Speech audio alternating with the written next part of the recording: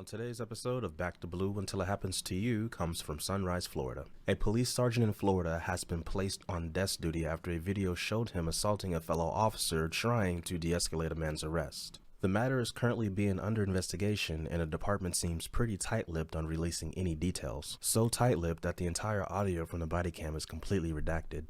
On November 19, 2021, Sunrise police were arresting a man at a local convenience store for allegedly assaulting people outside. The body cam footage starts as the handcuffed man is being escorted to a police cruiser by several officers. There appears to be some dialogue with a touch of resistance, but the officers were able to place the suspect in the cruiser just shortly before Sergeant Christopher Police enters the frame. The sergeant approaches and begins to converse with the suspect. It's not clear why the officer felt the need to pull out his pepper spray, as the suspect was already restrained and not a threat, but somehow the sergeant manages to find a way to escalate the situation. A brave female officer intervened by grabbing the sergeant by the belt and pulling him back. The sergeant, completely furious and red, grabs the female officer by the neck and drives her back into a cruiser. 3 officers watched in cowardice and did not stop the sergeant's aggression, as they dared not to cry. Look at these 3 people, just stunned by what just happened. Across the thin blue line. The sergeant was not arrested nor charged with assault, just like the suspect, but was allowed to be placed on desk duty with no supervisory responsibilities. This double standard is further proof that the police are in a class of their own and operate by a different system. So I'm very proud of this police officer. She took some definitive action. I can only imagine what she must be feeling. She's a newer officer and he's a very senior sergeant. Just how new? The 28-year-old officer, who we are not naming, has been with Sunrise Police for just over 2.5 years. Compare that to 46-year-old Sergeant Christopher Police, a 21-year-plus veteran of the force.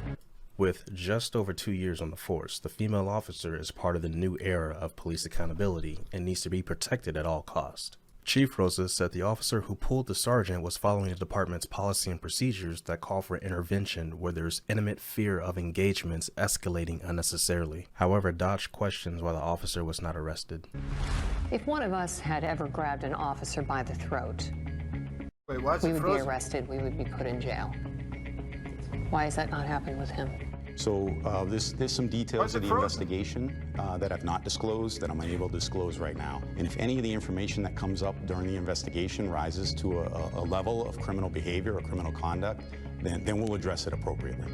Police translation: if we can keep things in-house and settle things with a female officer, then no criminal charges will be filed. The fine citizens of Sunrise just avoided paying thousands of dollars from a potential excessive force lawsuit, thanks to the brave action taken by the female officer. This case is very similar to former Buffalo police officer Carol Horn, a 19-year veteran in law enforcement. In 2006, Carol intervened when Officer Kukowski was choking a black handcuffed suspect. A year later, the department filed a complaint against her and she was terminated following a series of hearings that concluded in 2008, mere months for what? What was she terminated for? before she was eligible to receive her full pension. A lawsuit, and 15 years later, Carol Horn received her full pension, back pay, and benefits following a decision from the courts. Mayor Byron Brown signed a law that would legally require a Buffalo police officer to intervene if another fellow officer is using excessive force, known as Carol's Law. In 2018, Kukowski was sentenced to 4 months in federal prison for a 2009 incident in which he used unlawful and unreasonable force against 4 black teenagers. It's important to note that I don't dislike police officers. It's the bad ones that need to find another profession.